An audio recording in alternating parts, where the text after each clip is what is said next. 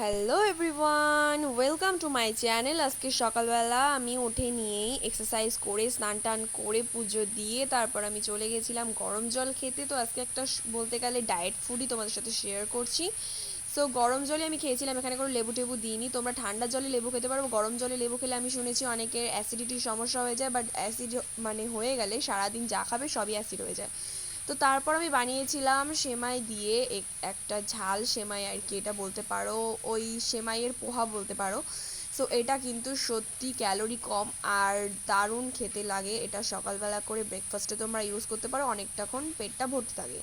তারপর আমি দুপুরবেলা খেয়েছিলাম ভাত, তার সাথে ছিল মুসুরির ডাল আর ছিল চিকেন আর ছিল আলু ভাজা আর তার সাথে কিছুটা স্যালাড। তারপর আমি স্ন্যাক্সে আর কি খেয়েছিলাম আজকে জল দিয়ে মুড়ি।